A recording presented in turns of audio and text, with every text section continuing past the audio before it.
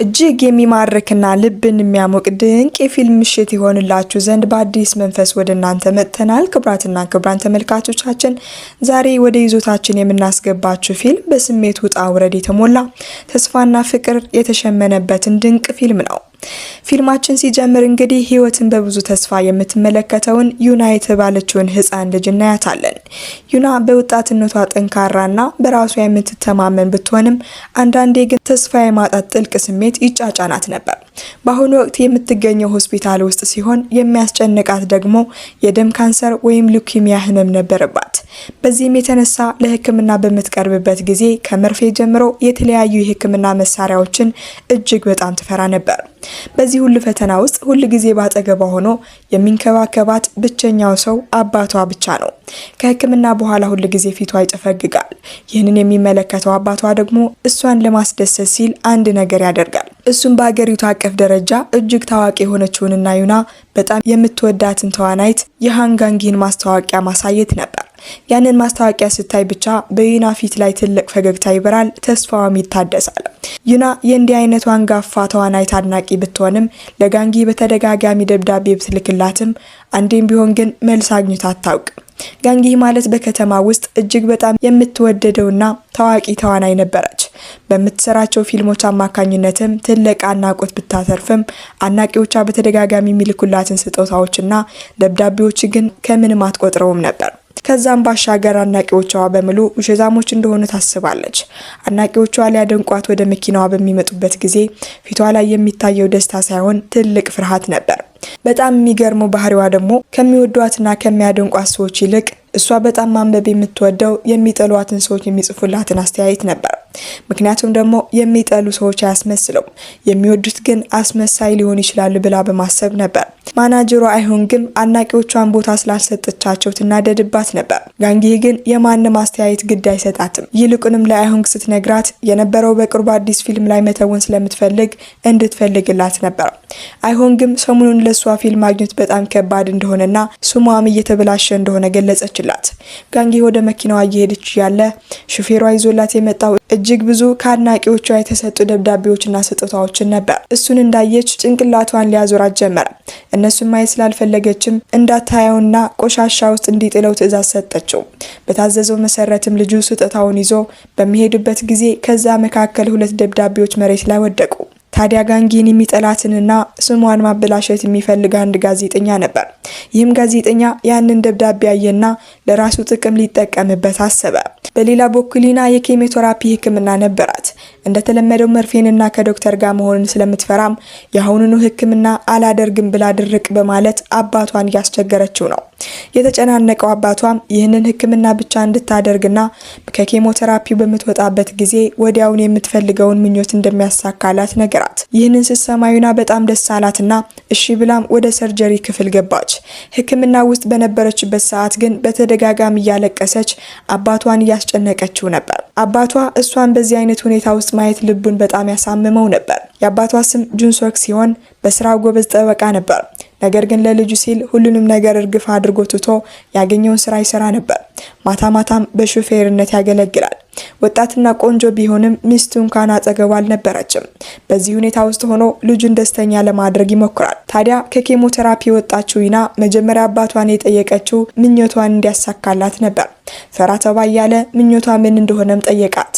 እሷም ሃንጋንጊን ማግኘት እንደሆነና ደብዳቤዋ እንድትመልስላት እንደምትፈልግ ነገረችው። ይህንን በሰማበት ጊዜ አባቷ በጣም ደነገጠ። ይህን ምኞቷ ማሳካት ከባድ እንደሆነ እርግጠኛ ነበር። ከጓደኛው ጋርም ቁጭ ብለው ስለዚህ ነገር እያወሩበት ነበር። ታዲያ ግን የደረሱበት ሁኔታ ጋንጊ የጁንሶክ የድሮ የትምህርት ቤት ጓደኛ እንደነበረች ነው። በዚህ አጋጣሚ ይህ ጥሩ እድል ሊሆን እንደሚችልና ደብዳቤውን እንድትጽፍላት ማድረግ እንደሚቻል ሁለቱም ተመካክረው አሰቡ። አመሻሽ ላይ ጋንጊ ከዳይሬክተሮች ጋር ቀጠሮ ስለነበራት እራት አብራቸው በልታ ነበር። ዳይሬክተሮቹ ፊቷ ላይ ቢሱቅም መጸዳጃ ቤት በሄደችበት ጊዜ ግን ስለሷ መጥፎ ነገር እያወሩ ነበር። እንዳጋጣሚ ሆኖ ስትመለስ ስለሰማቻቸው ንግግራቸው ትጠላው ጀመር። ሰዎቹ ወዲያውኑ አካባቢያቸውን ከጨረሱ በኋላ ጥቃት ሊያደርሱባት መከሩ። ያኔ የመጣው ሹፌሯ ነበር። ነገር ግን ተቀያሪ ሹፌር ሆኖ ማታ ማታ የሚያገለግለው በሷ ትክክለኛ ሹፌር ተተኪ ሆኖ የመጣው ጁንሶክ ነበር። ሲያገኛት በጣም ደስ ብሎት ነበር። እሷም እንዳየችው አስታወሰችው። መኪና ውስጥ ከገቡ በኋላ አንድ አይነት ርዕስ እያነሱ እየተሳሳቁ ወደ ቤቷ ይወስዳት ነበር።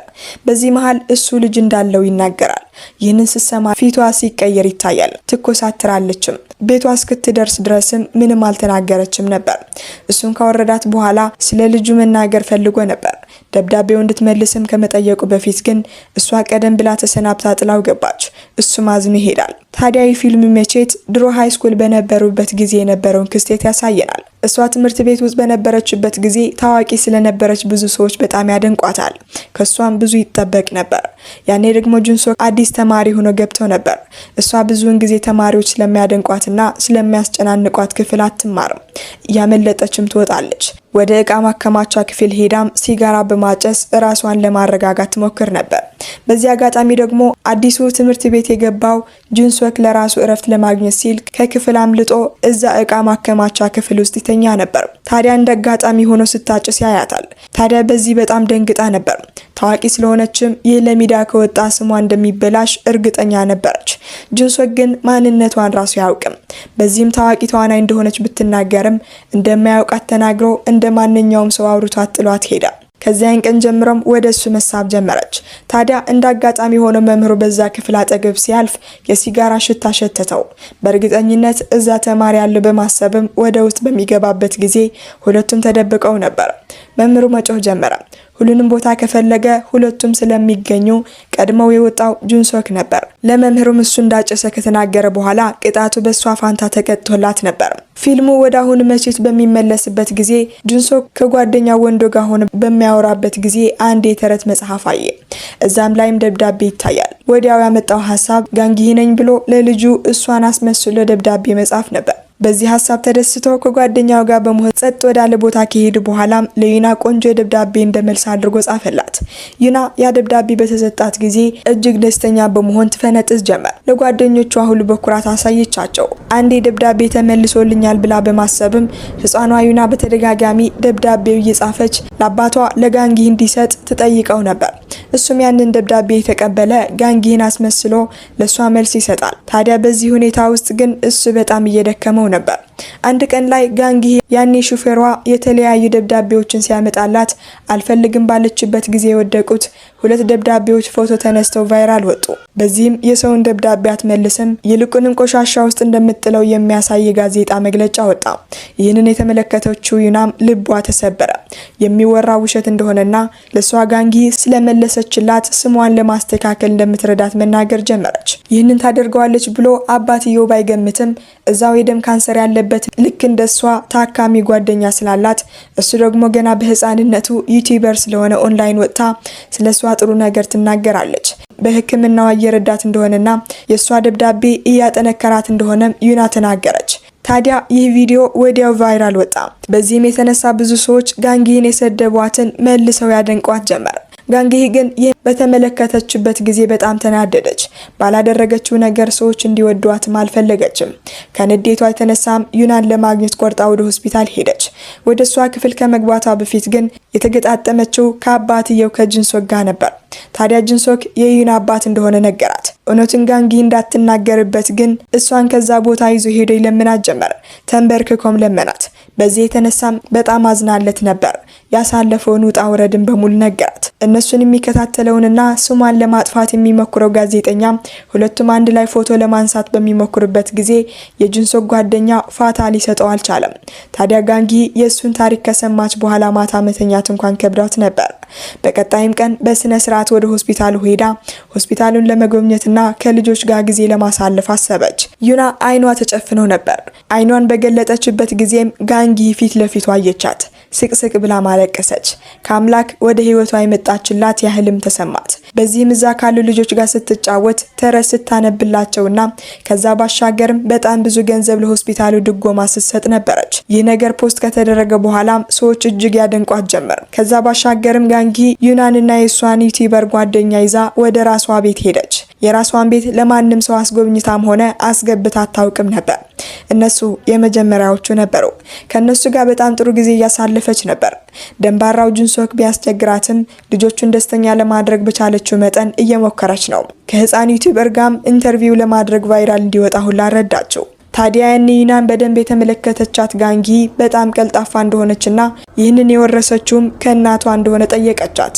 ይህንን የሰማችው ዩና ልቧ እጅግ ተሰበረ። ከዚህ ቀደም በጻፈችላት ደብዳቤ አማካኝነት እናት እንደሌላትና ጠንካራነቷን የወረሰችው ከአባቷ እንደሆነ ተናግራ ነበር። በዚህም ጋንጊ ያሰበችው ደብዳቤውን እንዳላነበበችው ነበር። ታዲያ ጓደኛዋ ጣልቃ ገብቶ እናት እንደሌላትና እናቷ አሜሪካ እንደምትኖር ተናገረ። በዚህም ጋንጊ የጥፋተኝነት ስሜት ተሰማትና ሁለቱን ልጆች አረሳስታ ልታስተኛቸው ችላ ነበር። በሌላ በኩል የእሷን ስም ሊያጠፋ የሚፈልገው ጋዜጠኛ ስለሷ በሚያጣራበት ጊዜ ጋንጊና ጁንሶክ አንድ ላይ ሃይስኩል ተማሪ እንደነበሩ አረጋገጠ። በዚህም የተነሳ ይህን አጋጣሚ ለመጠቀም አሰበ።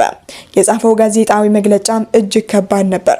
የሃይስኩል ጓደኛውን ጁንሶክን በመጠቀም ስሟን ለማስጠበቅ እየሞከረች ነው። የተጠቀመችውም አባትየውን ብቻ ሳይሆን በታመመችው ዩና ላይ ድራማ እየሰራች እንደሆነ የሚያሳይ በጣም አጸያፊ ዘገባ ወጣ።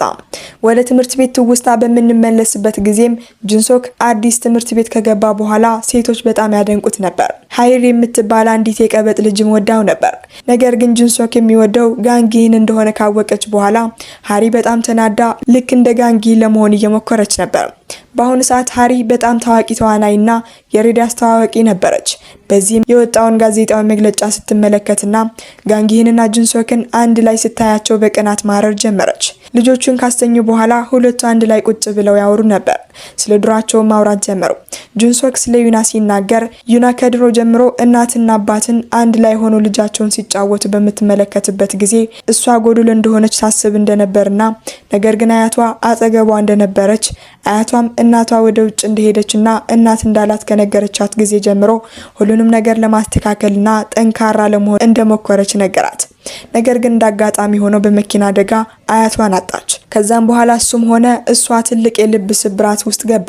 እሱ በሚያለቅስበት ጊዜ ያኔ የመጣችው ዩና የነገረችው አያቴ ሞታ ሳይሆን ሩቅ ቦታ ሄዳ ነው ነበር። ይህንን ማጽናኛ ንግግር ከሰማችን በኋላ ሁሉንም ነገር ወደ ኋላ ትቶ ልጁን ለማሳደግና ደስተኛ ለማድረግ እንደቆረጠ ይናገራል። ለልጁ ብሎ የተወውን ስራውን እንዲሁም አሁን የሚሰራውን በሙሉ ነገራት። ይህንን ታሪክ ስትሰማ ጋንጊ በጣም አዘነች። ያመጣችውን መጠጥ በምትከፍትበት ጊዜም እንደ ድንገት ሆኖ ልብሱ ረጠበ። በዚህም የተነሳ ልብስ መቀየር ስላለበት ያላትን ሰፋፊ ቲሸርቶችን ሰጠችው። እሱም ቲሸርትን በለበሰበት ጊዜ የሴት ስለሆነ በጣም ጠቦት ነበር። እሷም በተደጋጋሚ ፎቶ ታነሳው ነበር።